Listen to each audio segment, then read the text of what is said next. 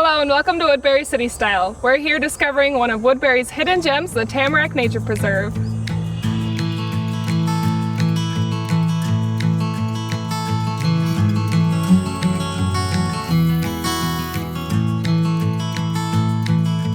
We're here at Tamarack Nature Preserve, a hidden gem here in Woodbury, with master naturalist Dana Boyle. Well, thanks for joining us. You're welcome. So we're here at the Nature Preserve, and I must say I'm a Woodbury resident. I have been forever, and I've never been back here before.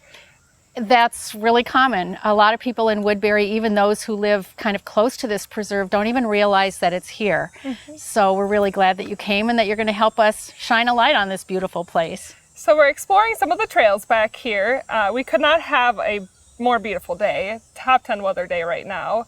What are some of the trees, animals, plants, little kind of gems back here? Well, the most important one that really drew attention to this place and actually caused it to become a preserve and protected is the tamarack tree. And this is the southernmost stand of tamarack trees in the state of Minnesota. The tamaracks are unusual. They look kind of like a pine tree, like an evergreen, but they're actually a deciduous conifer. So they have tiny little cones, but in the fall they turn yellow, a beautiful golden color, and they drop their tiny little needles, and then in the spring these soft little needles come back out again. And so the tamaracks need a very special ecosystem in order to survive and thrive. And that ecosystem is moist. It's like a bog, but it's actually called a fen. It has deep peat that the tamaracks grow in, and then they provide the right habitat for all sorts of unusual marsh plants. The water is groundwater that flows to the Mississippi River, so it's a little bit fresher than a bog. We have beautiful ferns, sedges, native flowering plants that are in bloom right now, and then tall cattails that are probably right now 8 or 9 feet tall. Yeah, those are really beautiful. So what other animals or birds make this place their home? Well, we have migrating warblers that come through in the spring and the fall, and then we have resident populations of songbirds, we have great northern owls, plus we have garter snakes. So on hot sunny days, you know, people will probably be able to chase them off the boardwalk. They're not dangerous. Beautiful butterflies, snapping turtles. Yesterday I saw a leopard frog for the first time in a long time. So why do you want residents to know more about this kind of hidden place in Woodbury?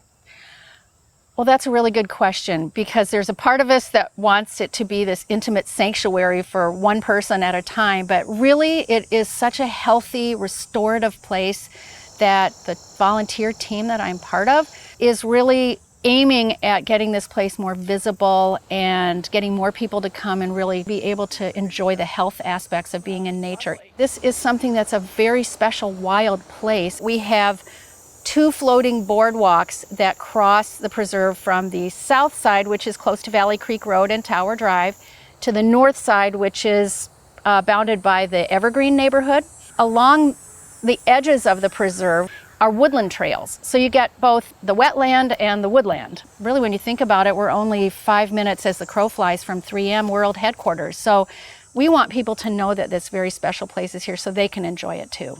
So you kind of mentioned your volunteer group. Do you have any ways that a Woodbury resident or anyone could get involved with helping out or volunteering? Yes, we do. Actually, we have a Facebook page, the Tamarack Nature Preserve in Woodbury, Minnesota, and we have a brand new website, which is tamaracknaturepreserve.org.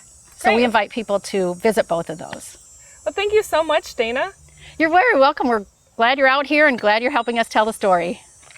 Joining us now is John Woodworth, a resident who has helped adopt the Tamarack Nature Preserve. Thanks for taking time to talk to us today. Thank you so much for the opportunity. Yeah, can you tell me more about the Adopt a Park program and how you got involved in that? Well, as a group we got together that we had a mission of stewardship and ownership, and we thought this was perfect for that objective of ours to adopt the park. So what made you choose the Tamarack Nature Preserve? Oh, well, this is the best park in Woodbury. Am I allowed to say that? Yeah, absolutely. We love this place, and I think, you know, all of us are naturalists, or we very much care about the natural world, and this place is just pristine. It's primordial, it's beautiful, and it needs stewardship, it needs protection, it needs advocacy. And so as an adopting parent, I guess, we're advocates, not just picking up trash, but actually working really hard to bring awareness and attention of people to this gem.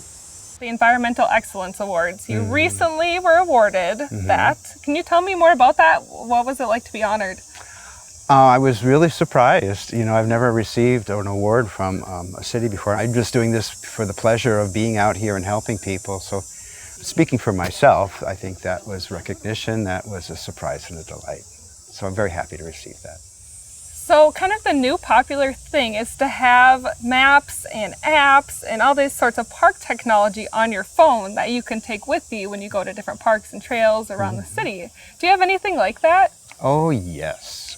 Tell me about that. We have this concept called a virtual nature center. And so we've made an investment of our own in using the concept of citizen science. There are applications out there called iNaturalist, where people can document the things that they see so other people can find them. And then scientists can use that later for research itself. And so we've got like over 70-something different bird species that have been identified by people who aren't even with us, who have come through this area and identified whooping cranes and warblers and wrens and all those things. And of course, we've just built another website. It's called tamaracknaturepreserve.org, which has links to all of those things and all of our beautiful photos. We have some beautiful photos there. So I can just download that right to my iPhone or my cell phone, and I can just walk that right in and find maps? Or how do you kind of document those different species that you talked about? Do I take a photo and upload them? So if you download the iNaturalist app and just walk around and just start snapping away and record the things that you have. But the other activity we really like also is when you pay attention to this preserve and you can actually verify the things that other people have said. And so you wind up with the social community of people who record and people who observe, and they start following each other. That sounds really cool. Yeah, it is cool. What a cool resource. Yeah. Well, thank you so much for all of your hard work, John. Thank you for the opportunities, and we look forward to having a very long relationship with the city and advocating for this beautiful Tamarack Nature Preserve. Thank you.